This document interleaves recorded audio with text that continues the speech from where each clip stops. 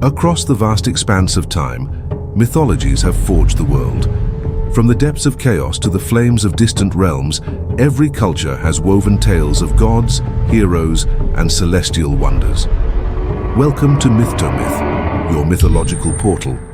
Subscribe for more epic journeys. Visit mythtomyth.com and discover all our products. Where even light surrenders its voice, order must be guarded with silence. After Demeter's wrath shook the earth, and Dionysus descended to reclaim Semele, who had borne him in mortal flesh, a tremor passed through the kingdom beneath all kingdoms. In the depths where no sun has ever walked, Hades felt it, not as noise, but as a shift in the weight of fate.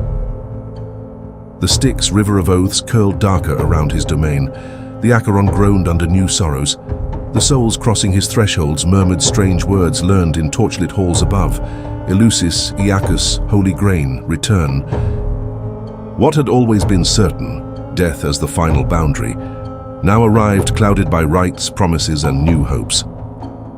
Upon his throne of shadowed stone, Hades watches the trembling of his realm. Persephone, still touched by the memory of the upper earth yet holy queen in bearing, sits at his side, her fingers stained with the red seeds that bind seasons. Somewhere above, vineyards sprout wildly as Dionysus takes his seat among the 12. But down here, vines do not grow. Down here, order is the only harvest.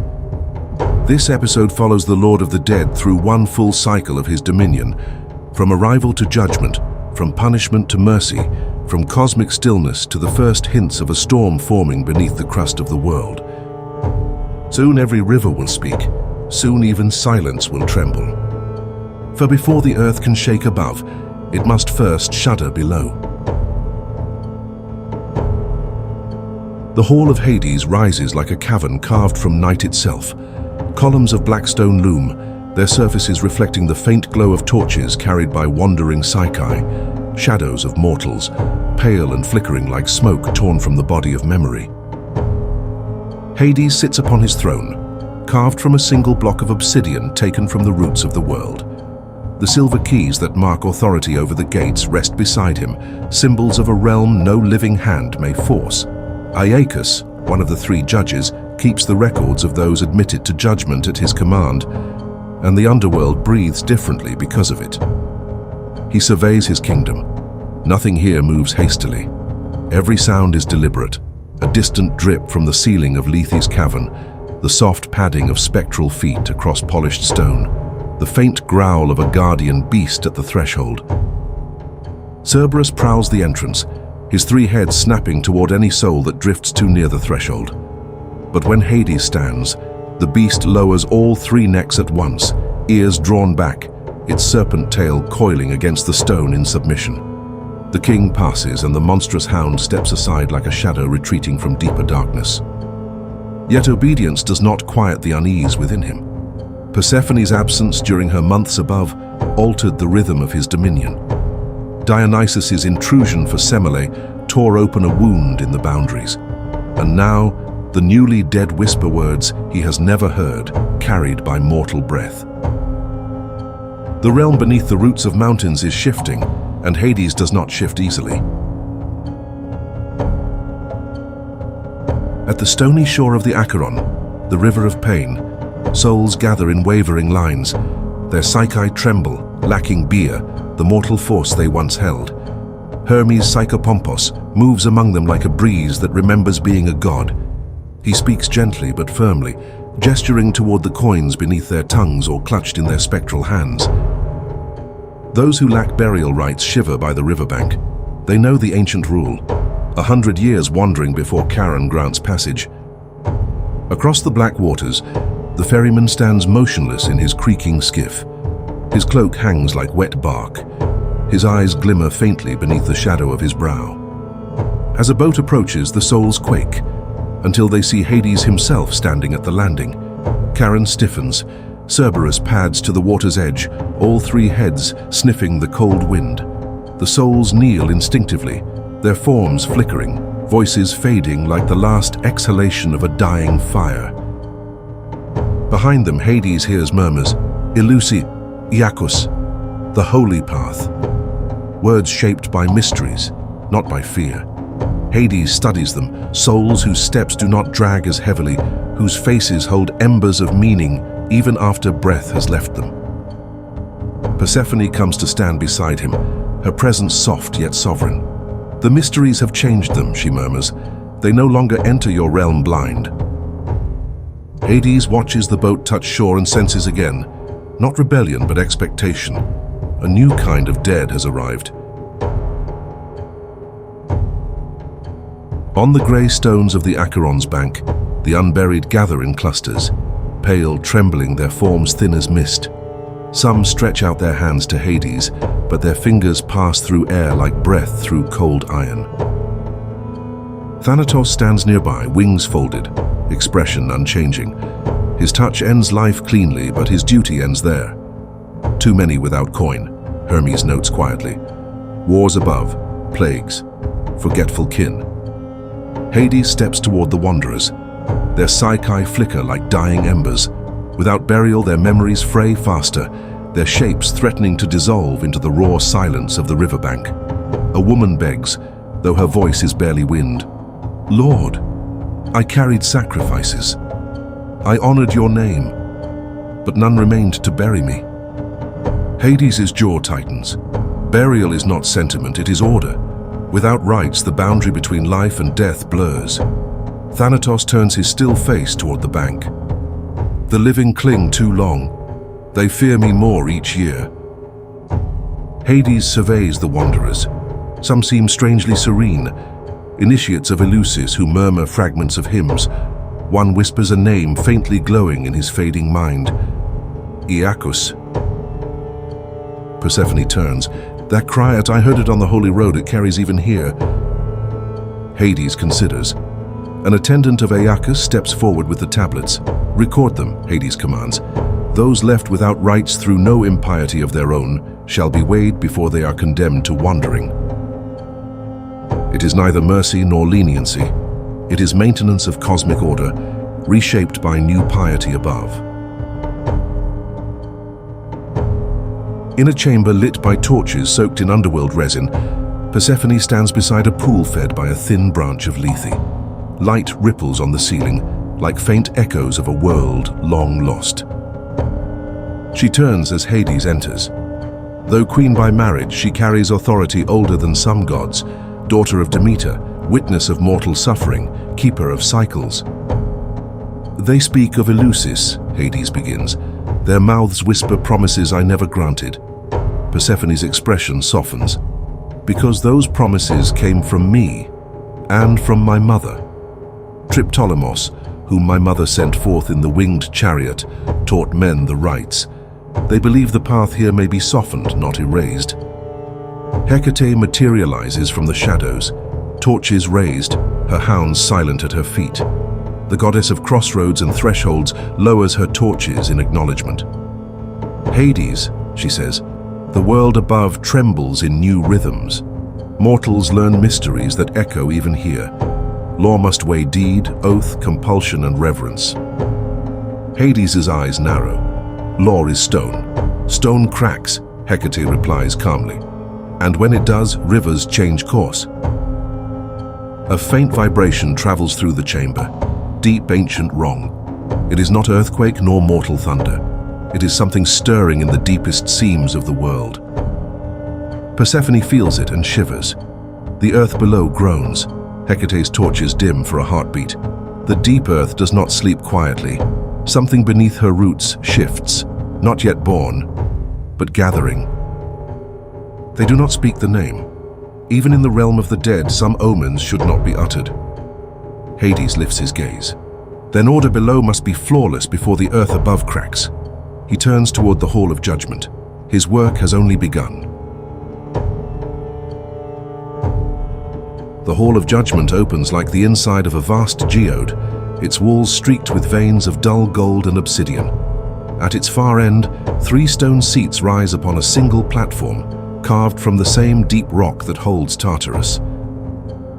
Upon the central seat sits Minos, once king of Crete, now judge of those whose lives were tangled in law and rule. To his right sits Rhadamanthus, his brother, face calm as still water, famed for incorruptible justice. To the left, stern and silent, sits Iacchus, keeper of the keys that mark admission to judgment. Before them, the Psyche line up like fading sparks, each soul dimmer than its former flesh, its buyer gone, yet still carrying the imprint of choices made beneath the sun. Where blood guilt nears the hall, the Erinyes gather in the shadows, Alecto, Megaera, Tisiphone, eyes glowing, serpents hissing softly in their hair. They do not judge, they remember. Their task is to cry out when blood has not yet called blood. Hades remains in the dusk behind the thrones, not to replace the judges, but to watch how his realm answers the new voices brought by Eleusis and Dionysus. Persephone stands a step lower, her gaze moving from soul to soul, seeing in each a fragment of mortal harvest. When Minos raises his staff, the murmurs die. "Let the first be brought," he says. The day of judgment has begun. A soul is led forward by Hermes, his staff tapping lightly on the stone. Behind the soul glides a single Erinyes, her snakes whispering as they twist. In life, this man served at a sanctuary where mysteries were taught beneath veiled night and torchlight. His eyes, now dim, still hold the habit of looking over his shoulder, as if afraid to be overheard. Megaera speaks first, her voice like iron scraping stone. He revealed what oaths forbade. Words meant for the initiated alone were scattered to unready ears. The holy silence was broken. The soul protests, though his voice is little more than air. "I wished to give hope to those who could not walk the sacred road. I pitied those who stood outside its torches." Rhadamanthys leans forward. "You broke sworn silence," he says calmly. "Did you swear by any god? By Demeter, by Persephone, by the dread ones below," the soul admits. At that, the Erinyes hiss louder. An oath made by the gods of below binds more tightly than iron. Persephone's eyes soften. His heart turned toward pity, she whispers to Hades, but pity cannot tear the veil where the gods have drawn it. Minos pronounces, "For betraying sworn secrecy you are guilty, yet your breach was not for greed but for misguided kindness. You shall not sink into the deepest torment. You will dwell on the dim outer edge of Asphodel, bearing the ache of what you revealed, yet spared the lash of unending torment." The Erinyes grips the soul's arm, not gentle, not cruel. The lesson is clear, even mercy when twisted against sacred oath leaves a wound. Leaving the hall, Hades walks alone into the endless fields of Asphodel. Here the light is neither gold nor black, but a grey that never changes. Slender stalks of Asphodel sway in a wind that has no source. The Psyche wander among them, countless and almost weightless, more echo than presence. He observes them carefully. Here the truth of the dead is stark. In life these were farmers, sailors, mothers, craftsmen, nameless warriors. Not heroes, not monsters, simply mortals. Now, their psyche is a pale outline of what once walked the earth. Strength has left them, beer is gone. No pulse, no heat, only remembrance, fading like smoke. A woman pauses, frowning as if trying to grasp a memory. "Did I have children?" She asks no one. The question dissolves before an answer comes. Nearby, the influence of Hypnos passes among them, light as mist. Near a small spring fed by Lethe, the most restless grow still, softened by sleep and by the nearness of forgetting. Around him, their shoulders loosen, their questions grow softer. Memory bleeds away, and with it, most pain. Hades watches. Here, he thinks, is what remains when the tale is neither praised nor cursed. A life without great virtue or monstrous crime becomes a shadow that barely recalls its own name. Yet even here, something new stirs. A cluster of souls walks with more purpose. They murmur together, and a sound threads through their whispers, Iacchus, Iacchus. The name trembles in the air like a distant chant from far above, from torches and night processions. Persephone, who has followed silently, closes her eyes.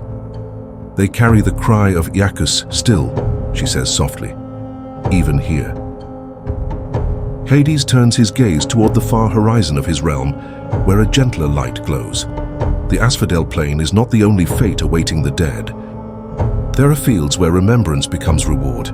He begins to walk in that direction. Hades and Persephone cross the final ridge of Asphodel, and the grey light behind them melts into a warm radiance that should not exist beneath the earth.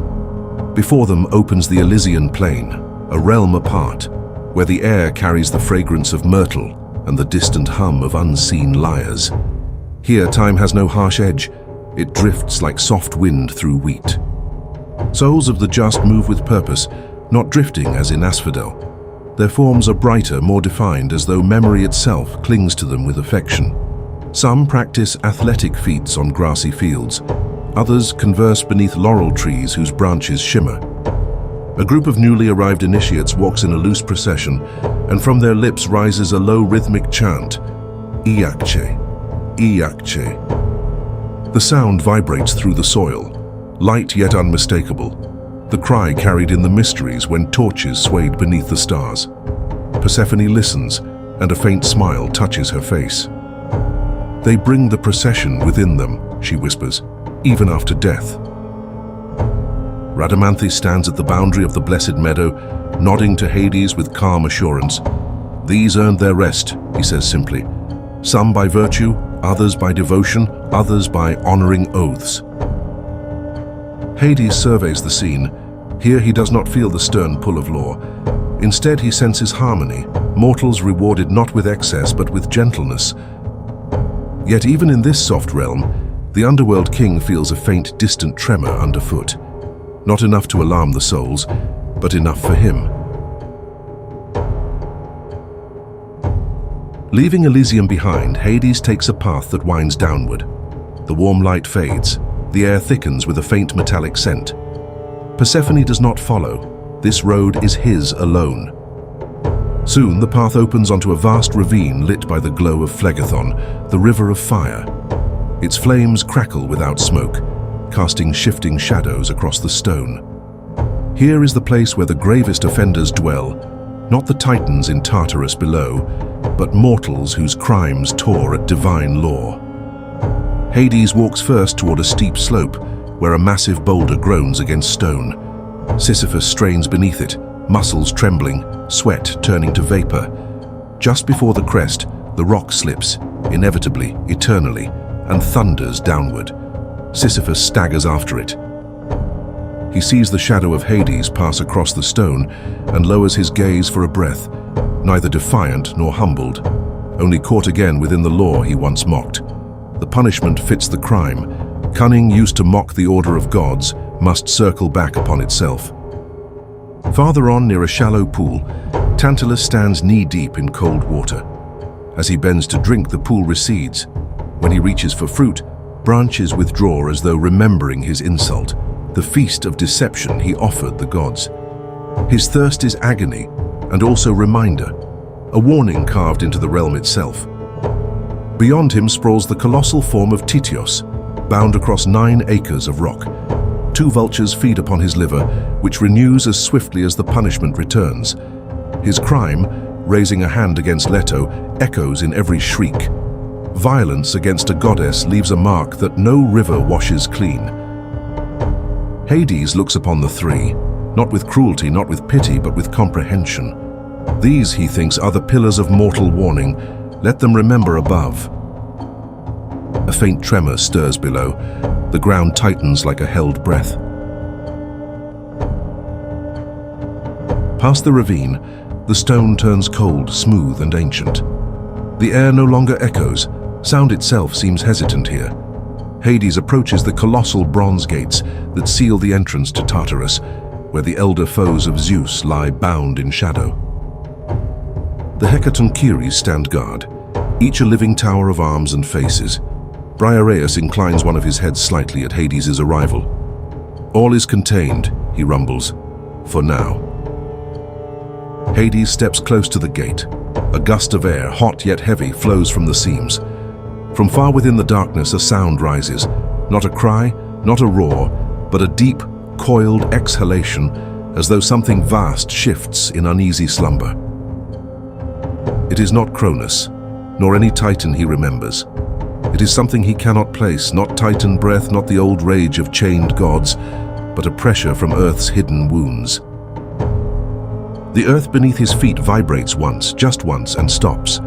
Briareus tightens his grip on the chains. The deep stirs, he says quietly. The earth below no longer sleeps. Hades does not answer immediately. He listens, feeling the tremor echo faintly through the bones of his realm. A sign, he thinks. Not yet threat, but sign. He steps back from the gate. Night gathers behind him, not the night of darkness, but the presence of Nyx, as if she too senses a shift in the deep fabric of earth and sky. Hades turns away. Whatever slumbers below will wake in the world above. His task is simpler yet heavier. Keep the gates closed. At the threshold of the Hall of Judges, a small Psyche drifts forward, lighter than the others, trembling like a spark caught in uncertain wind. It is the soul of a child, unburied, carried off by plague before any ritual hand could close its eyes. Hermes guides it gently, his caduceus lowered out of respect. Behind the soul no Erinyes follows. Blood guilt has no claim on those who died without fault. Iacchus speaks first. No coin, no rights, no cairn of stones. His voice is steady but not harsh. In the mortal world, such a soul would wander the banks of the Acheron for 100 years, unable to cross. Even now, Hades feels the faint pull of that law, ancient as the rivers themselves. The child's psyche flickers unfixed, its form barely coherent. Persephone steps forward, and for a moment the hall softens around her. His lack is not of negligence, she says quietly. Death claimed his keepers before they could claim him. Her words are not pity, they are truth. Rhadamanthys inclines his head. There is no crime. Hades lifts his hand, the shadows steady. The torches cease their flicker. Let the river not deny him, he says. Let him cross. Hermes bows relieved. Hypnos appears from the dim corridor, wings drooping like soft night. He lays a drowsy hand near the child's brow, not to erase memory, but to still fear. The Psyche brightens slightly, its edges stabilizing. Iacchus opens the gate. The child floats toward the plains of Asphodel, where no punishment waits, only quiet. A just word for one whose story ended before choice could begin. The hall empties. Silence settles. Not the gentle silence of Hypnos, but the severed silence that accompanies a presence older than comfort. From a darker archway steps Thanatos, son of Nyx, his wings edged like knife blades of shadow. His face is neither cruel nor kind, merely exact, as though carved from the law of endings itself. He does not bow. Even the gods do not summon him lightly. Hades acknowledges him with a slow nod. Your work has been heavy. Thanatos' voice is a low resonance devoid of haste. The upper world clings, they plead for delay. They seek healers, herbs, bargains, but none may hold me back once the thread is cut. He speaks not with irritation, only statement. Facts do not complain. Hades asks, do any struggle at the threshold? Some, Thanatos replies, those who died before their rights, those who fear what they cannot name, those who cherished life too fiercely, but the hand of night guides them all in the end. He gestures to the path Hermes took. Once a mortal bound me with trickery. That error shall not repeat. He means Sisyphus, but offers no emotion in the memory, only correction. Hades studies him. Thanatos is not judge, not punisher, not comforter. He is the line between breath and echo. Continue your course, Hades says. The world above must empty as fate decrees. Thanatos inclines his head a fraction, not in respect, but in acknowledgement between two who maintain the walls of creation. He turns. His form dissolves into the corridor like a blade sheathed into deeper darkness. Beyond the hall, Hades follows the faint, muffled drip of water. The stone corridor opens into a cavern lit only by pale reflections rippling across the ceiling. This is a quiet cavern where Hypnos, twin of Thanatos, often rests. The god of sleep reclines upon a smooth rock worn by ages, wings folded loosely, his eyelids lowered in a perpetual half-dream. From a fissure in the cavern floor flows the stream of Lethe, the water of forgetting. It murmurs softly, a whisper that strips memory grain by grain. Souls gather along its banks, some trembling, some yearning. Hypnos lifts his hand and a hush settles over the unsettled psyche. Their forms relax, their questions dim. The pain of living, lost children, failed harvests, broken hopes, loosens its grip. Those who surrender wholly to it lose themselves, Hypnos murmurs without opening his eyes. Those who turn from it too soon carry grief like a wolf at the heel. Hades watches. Are the initiates guided separately? Hypnos nods faintly. Those who kept the sacred rites are guided away from the deeper draft. They hold a spark of remembrance, enough to seek the meadows of joy, enough to recognize the call of Iacchus.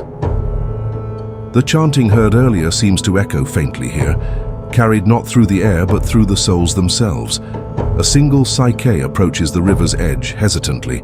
Hypnos touches its brow before it reaches the water. The soul calms, but its shape does not dim. For some, Hypnos says, the veil of sleep is enough. Hades stands still, understanding the delicate balance. Forgetting is neither punishment nor gift. It is part of the road. He leaves the cavern with renewed solemnity. Behind him, Lethe flows on, erasing, easing, preparing. At the deepest crossing of the underworld, where even torchlight retreats, the cavern widens into a vast hollow filled with shifting dark. Not absence, presence. Hades steps forward but stops at the threshold. For before him rises Nyx, Primordial Night, older than the Titans, older than the gods who rule the sky. Her form is a billowing mantle of starless shadow, edged faintly with glimmers like distant embers from an age before memory. She does not manifest often. When she does, even Zeus does not command, he only yields. The silence around her is absolute, not lifeless, expectant. Hades inclines his head, not as subordinate but as one who respects the order that predates his throne. From her shifting veil emanates a low vibration, neither speech nor thought. It is simply felt, settling into the bones of the realm. A ripple passes through the underworld, subtle but unmistakable. From her darkness, shapes seem to stir, faint silhouettes of her children, doom, fate, retribution, unformed but present. Thanatos and Hypnos were but two of her gentlest offspring. Hades understands without words. Something beneath the deep stone moves, something born of earth, not sky, something that will test both Olympian and Chthonic order. Nyx does not warn, Nyx does not plead, she simply is. Her mantle billows once, like a silent wave crossing an unseen sea. The tremor travels outward, up through the rivers, through the fields of Asphodel, into the roots of the world above. Hades closes his eyes briefly, not in fear but in acknowledgement. When he opens them, Nyx is gone, vanished into her own element, as though she had never been there. But the shadow she left remains, a reminder that night watches all. In the quiet heart of the underworld lies a grove that is neither living nor dead. Pale asphodel rises in neat rows, but between them stand trees whose bark is dark as obsidian and whose branches bear pomegranates glistening like drops of dusk. Persephone tends this garden. Here she is not daughter nor captive, she is queen. When Hades arrives, she does not turn immediately. She kneels, pressing her palm to the soil. From where her hand rests, a thin root rises, curls, then sinks again, as if tasting eternity. The earth above sleeps, she says softly. My mother prepares the fields for my absence. Life and death continue their dance. Hades watches her. Her presence is not gentle and it is balanced. Part of her belongs to warmth and sowing, part to silence and return. I judged several today who spoke of rights in your honor, he says. They arrived with no fear. She stands, brushing dust from her hands. Those who walk the path of Eleusis learn that death is not devouring but passage. They are not exempt from judgment, only prepared to face it. Her voice holds neither pride nor advocacy, only truth. A faint rustle rises at the grove's edge, perhaps a small Erinyes passing through the leaves, or the stirring of some dream soul seeking comfort. Persephone plucks a pomegranate from a branch and holds it, the seeds glowing faintly. The world changes above, she says, and so must the meanings carried below. Hades feels the echo of Nyx's warning in her words. Change not as rebellion, but as inevitability. He nods once. Law remains stone, yet old stone can reveal lines unseen before. Where three roads meet, one rising toward the meadows, one sinking toward the fiery chasms, one fading into mist, stands Hecate. Her twin torches burn with unnatural steadiness, one pale as moonlit bone, the other red as forged iron. A lean hound lies beside her, ears pricked, eyes fixed on shadows unseen. Souls drift toward her, hesitant. She does not beckon, she discerns. Her torches tilt, and the souls understand the roads before them. One cluster drifts toward the meadows, another toward the deep path, and a third retreats into the fog of Asphodel. She governs not judgment, but direction. Hades approaches. The torches flare taller, acknowledging the lord of this realm. You stand where paths divide, he says. I stand where choices reveal themselves, she answers. Her eyes, dark as volcanic glass, tilt toward the far reaches of the underworld. The deep stone murmurs. Something beneath the deep stone breathes near the old chains. Hades' jaw tightens, but he does not ask what. Hecate would not answer, not because she withholds, but because primordial things cannot be named prematurely without distorting fate. She continues, when the earth trembles, mortals think of storms, but beneath storms lie older stirrings. The hound growls low. A faint tremor passes underfoot, not violent but deliberate, like a beast turning in its sleep miles below the crust. Hecate tilts her torches in a gesture both warning and benediction. Paths will shift soon, she says. Be where your throne needs you. Hades inclines his head. He accepts the counsel because it echoes what he already senses, not because he requires confirmation. Hecate returns to her work, the souls drifting like moths between her flames. The riverbank of the Acheron stinks of damp wool, old oarwood, and the faint metallic tang of coins held too long in dead mouths. Charon stands beside his skiff, examining a splinter along its rim. The ferryman does not complain loudly, but when Hades approaches, the air thickens with a familiar, sour mood. My lord, Charon rasps, the crossings multiply, the wood wears thin. Even oaths cannot keep a vessel whole forever. Hades studies the boat.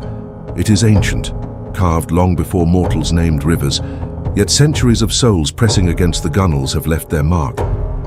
No mortal hand shall remake what belongs to this river, Hades says. He steps toward the water. The Styx coils near the Acheron, a sinuous current of black that winds through the deep places of the underworld. Its surface barely breaks, yet its power bends the will of gods. Hades lowers his palm toward it, not touching, for even he respects the river whose oaths bind immortals. A dark vapor rises from its surface, thin as smoke, and gathers around the hull. Where it touches, the old wood darkens and grows still, as though oath itself had settled into the grain. Charon's eyes widen, not in gratitude but in grim satisfaction. This will hold, he mutters. It must, Hades answers. The dead are many. Their road must not falter. Charon nods once, shoves off, and the boat glides forward, steadier than before. In a corridor carved from black stone, where torches burn with smokeless flame, a harsh rustle breaks the stillness. Alecto storms toward the throne hall, serpents writhing in her hair, eyes burning like coals buried deep in a sacrificial pit. She does not bow. Lord of the unseen, she hisses, blood rises toward me from the upper world. Kin blood rises toward me from days not yet cut, The earth itself cries out. Hades knows the shape of such crimes. He has seen fathers cast aside, brothers slain for thrones, suppliants dragged from altars. He also knows that some threads are not yet cut. You speak of a deed not yet fulfilled, he replies. The fates still twist that life. You smell what will be, not what is. Alecto's snakes writhe, tasting the air. We were born from the blood of Uranus, she snarls. We do not wait gently. Matricide, parricide, perjury, these call us as meat calls vultures. Hades rises and the shadows gather around his feet. The path opens when the thread is severed, he says. When the deed is done, you will hunt and the soul will not slip past you. Even fury knows the boundary of Moira. Until the Moirae cut, wrath scents the air, but does not yet claim its prey. The Erinyes glares, but the old order in his words reaches even her. She bares her teeth and withdraws into the dark, muttering curses that will one day gather around a house not yet born. Hades returns to his seat. Even wrath must move within bounds. The air shifts, lighter, almost scented with wind from olive groves and city smoke. A soft wing beat brushes the gloom. Hermes steps into the hall, traveler's cloak dusted with mortal earth, caduceus in hand. He bows, not deeply but correctly. King below, he says, the upper sky shudders with omens. Winds blow from no quarter, fires leap without thunder, birds circle, then scatter. Zeus watches the line of mountains and feels something coiling beneath them. Hades hears again the faint rumble he felt at Tartarus, the bronze gate's quiet trembling. The deep earth stirs, he answers. I have felt its breath against my doors. Tell your father the chains hold. The titans remain in darkness. What rises beneath them is not mine to name, only mine to contain when the stone shakes. Hermes nods. He will hear. The messenger hesitates, then smiles slightly. Dionysus sends a word as well. He says, I remember the road I walked to fetch my mother. I remember that the gates did not shut in my face. He calls you austere, but just.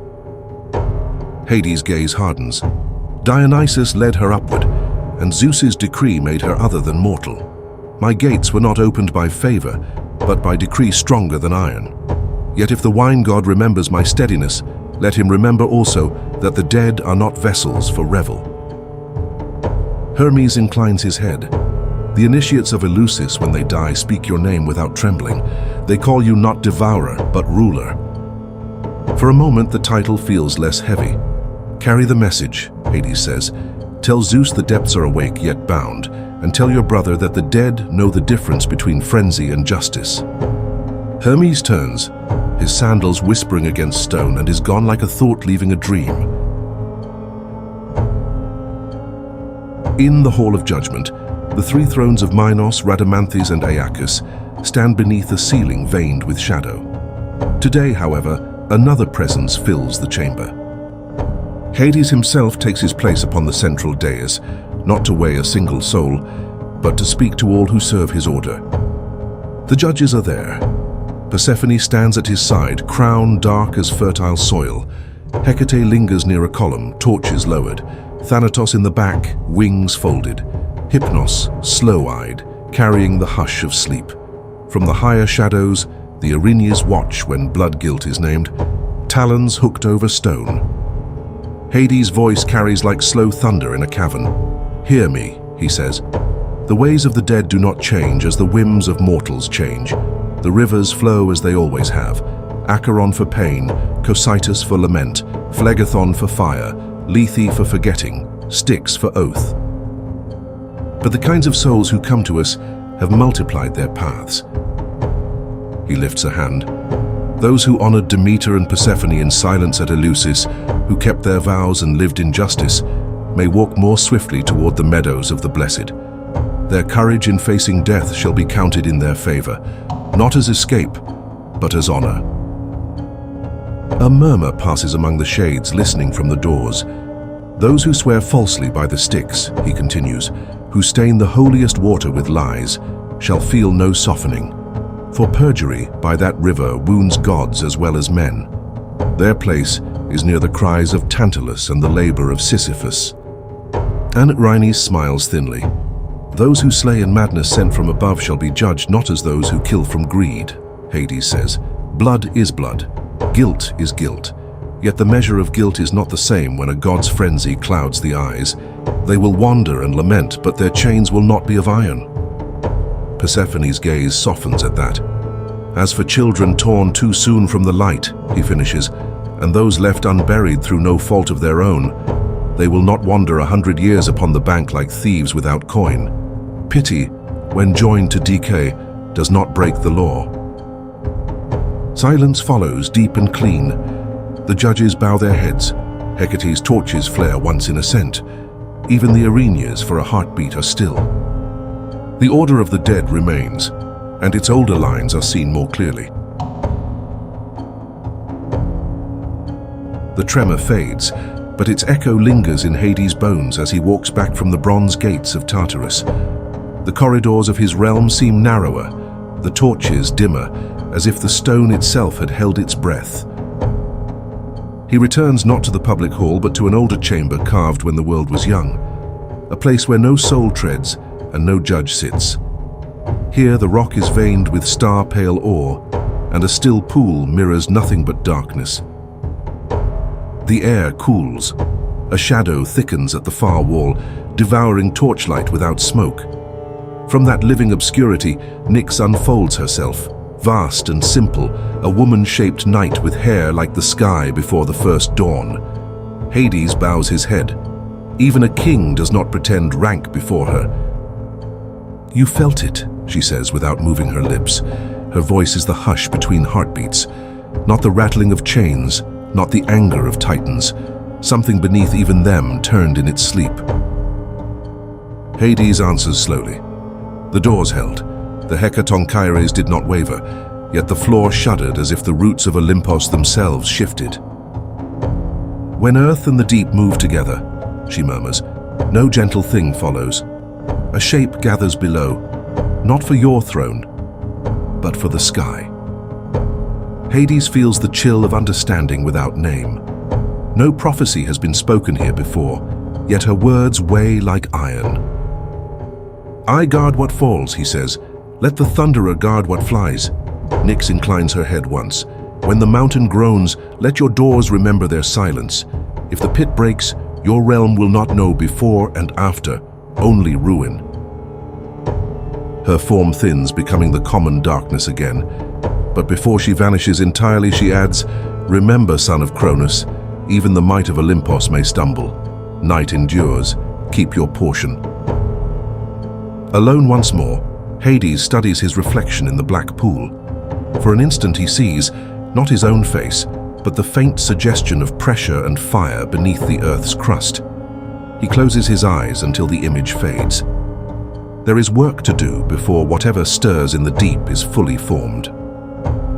He rises and walks toward the Hall of Judges. If the world is to tremble, his realm must stand without a crack.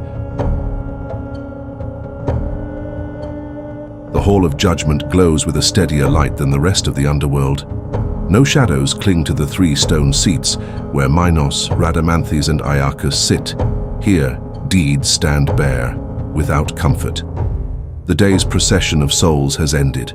The last echo of footsteps has died along the colonnade.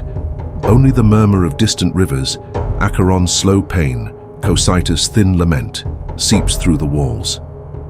Hades steps onto the dais, not as silent watcher but as host. The 3 judges rise in respect.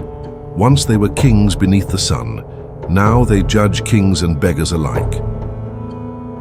"Today was not as the others," Iacchus says first, fingers resting on his ring of keys. "You spoke aloud in the trials, Lord. You showed mercy to the unburied child. You allowed the Eleusinian dead to be judged with their piety remembered. And you measured the frenzy slayer apart from the greedy perjurer," adds Rhadamanthys, his gaze calm and piercing. "You let one wander the banks of lamentation and bound the other to harsher sights. You have begun to divide guilt, not only count it." Mythnos watches Hades with the wary eye of one who used to rule. "Are you troubled," he asks, "by the songs the dead bring of new rights, or by what trembles beneath Tartarus?" Hades does not hide. Both, The living have learned to honor Demeter and Persephone in secret ways. They arrive here with courage my halls were not built to break. If I ignore their piety, I offend Themis. If I bend too far, I offend you and the Erinyes. And beneath all something presses from below like breath against a closed mouth. Rhadamanthus folds his hands. When I walked under the sun, I judged men of Crete. Some kept strange rites, some neglected rites altogether, yet the measure was always the same. Did their lives give order, or sow famine, faithfulness or betrayal? The mysteries they carried in the heart only shone brighter in their last deeds. Caicus nods. I keep the keys of this place, but not of their consciences. If a right above made them more just, your favor does not break the law, it confirms it. Minos' voice is heavier. But if you are seen as swayed by every new hymn, our judgment loses force. The dead must know that even if Eleusis lights their way, they still stand naked before us. Let Elysium receive the rare and the worthy, not all who merely walked in a procession. Hades listens in silence, then speaks. That is the path. We will not count initiations as coin. We will look at deeds, as always. But where the mysteries have bent a life toward decay, we will not close our eyes merely to prove we are unyielding. From the side of the hall, a soft hiss. An Erinyes, Tisiphone, steps halfway into the light, spear of snakebone upright. And oaths? She asks. Today you cast the false swearer into harsher sound than the rest. Will that stand? Hades meets her gaze. Those who swear by Styx and break their word will know no softening now or ever. That border stays of stone. Tisiphone's shoulders ease. Then no oath is diminished. The three judges sit again. Together they and their king feel the shape of a new order settling. Not a shattered law, but a law with deeper lines cut into it. Above, men and women will keep pouring libations and whispering names in dark halls. Below, king and judges will hear them by the same laws, now seen more sharply. Hades turns toward the far arch, where the murmur of the rivers grows clearer. Tomorrow, he says, more to himself than to them, I will speak to the waters. If the earth above shifts and the pit below groans, our streams must still run in their courses. The judges do not answer. They simply incline their heads. The day of listening to souls is done. The night of listening to the realm itself has begun. Hades walks alone toward the great confluence, where the waters of the underworld coil like veins of a single ancient body. Here, the Acheron, Cocytus, Lethe, Phlegethon, and Styx come closest without touching, each flowing with a nature older than Titans, older than war. The cavern opens wide above him, its ceiling glittering with mica like distant constellations drowned beneath the earth. As he approaches, the rivers stir. Acheron's waters throb with low groans. Cocytus sends up thin cries like wind over broken reeds. Phlegethon hisses with red fire. Lethe murmurs softly, offering forgetfulness. And Styx, darkest of all, lies utterly still, reflecting nothing, swallowing even torchlight. Hades lowers his scepter before them. The waters seem to listen. For ages, he says, mortals have crossed my threshold unsure of their path. Today, I speak aloud what each stream has always held, that no soul wander in error, and no judge forget the nature of these waters. He turns to each river in turn. Acheron, he intones, you receive the newly dead, those burdened by pain. Their first sorrow flows with you. The river churns once in ascent. Cocytus, he continues, you bear the lament of the unatoned. Let the guilty who show no remorse hear your wailing and be pierced. A thin cry rises from its surface. Lethe, he says more gently, you are forgetting for the weary. Let those whose lives were neither wicked nor shining drink lightly, enough to sleep without torment, but not so deeply that all traces of virtue vanish. The water brightens briefly, like a dream exhaling. Phlegethon, he says, voice hardening, you purge the corrupt. Your flames encircle only those who destroyed others by choice, not by madness or compulsion. The fiery river roars as if pleased. Finally, he turns to the Styx, whose surface remains lifeless. Styx, he says with reverence, you bind gods and men by oath. Your waters do not soothe, they bind, Let all who swear falsely by you fall into ruin here and above. Her ripple shivers across its surface, rare, dangerous, a sign the river itself has accepted. Hades lowers his scepter. From this day forward, he declares, all judgments beneath the earth shall remember these waters. Let them run in their courses as the laws of the cosmos run in theirs. The cavern echoes with a silence that feels like obedience. He turns away. Behind him, the rivers flow with renewed certainty. Beyond the palace, where the roof of the world's bowels rises like a low unseen sky, the Styx coils. Its waters are black, not from night, but from oath. No star is reflected there. No breeze ruffles its skin. It moves with a slow, deliberate current, circling the underworld again and again. Hades walks alone to its bank. Here, even his steps grow quieter. He remembers the tales, how any god who forswears an oath by this river lies breathless for a year, cut off from nectar and ambrosia, and afterward remains apart from the deathless company until the punishment is complete.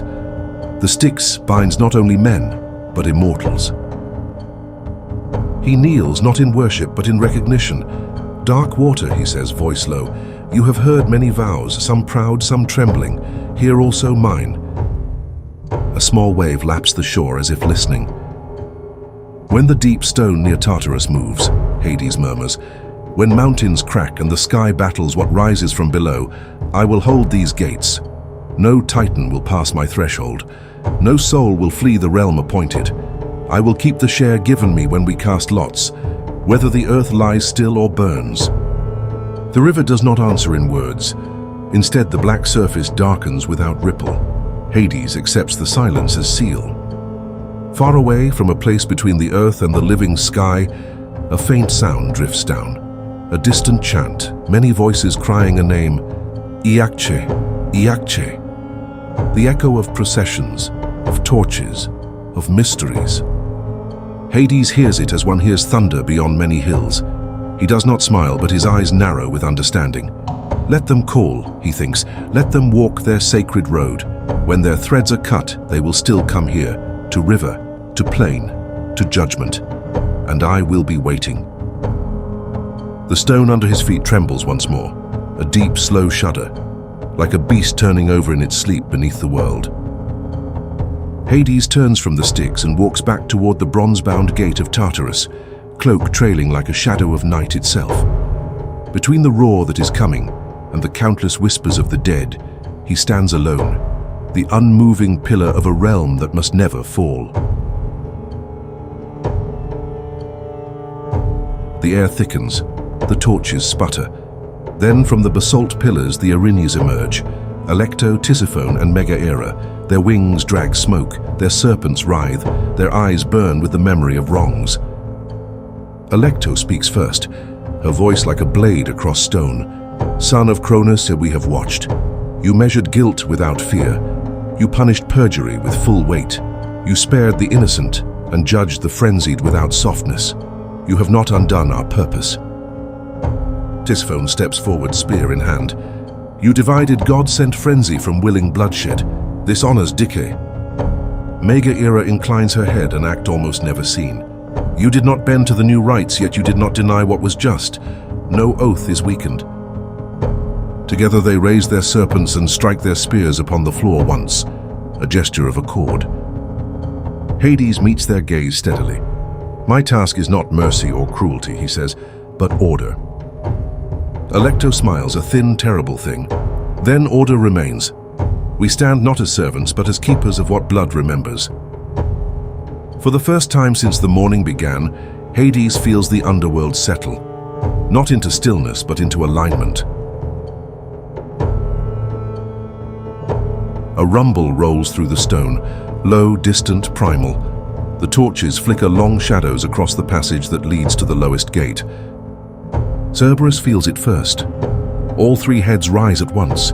The first growls, the second gives a low, broken snarl. The third bares its teeth at the unseen chasm below. Its massive paws scrape the ground. The serpents along its body stir. A second tremor comes, not from titans, not from chains, but something deeper. A warm, bitter pressure moves along the bronze seams of Tartarus. Hades steps into the corridor. The dog turns, trembling slightly, not from fear but anticipation. He lifts one hand. Cerberus instantly lowers all three heads, his serpent tail scraping the dust. The beast lowers its vast body beside him, obedient but still terrible. "Easy," Hades murmurs. "Whatever stirs is not yet formed." Another tremor, deeper, longer. Hades walks with Cerberus at his side to the Gate of Bronze. The hecatonchires behind it shift uneasily, but do not falter. The door pulses inward, as if a heartbeat pressed from the abyss. Hades places his palm upon the cold metal. "Not today," he whispers. The tremor stops. Cerberus exhales 3 long breaths and sits, guarding the threshold. The last image before the conclusion fades, the king and his beast, shoulder to shoulder, facing the darkness where the next terror gathers. The underworld grows still. A final tremor, faint as a sigh, ripples through the stone. Nyx's veil descends gently, dimming every torch, softening every sound. Hades stands unmoving before the bronze gates of Tartarus. Cerberus guards his flank. The 5 rivers murmur behind him in their renewed courses. The Erinyes watch from the pillars, like carved obsidian. The judges sit in silent readiness. And far beneath all this, something turns. Not yet born, not yet named, but coming. Hades does not retreat. He is sworn by the Styx. When the earth above erupts, when mountain and sky are torn, when the earth's buried wrath rises to challenge the heavens, the underworld will not break, and darkness takes the frame.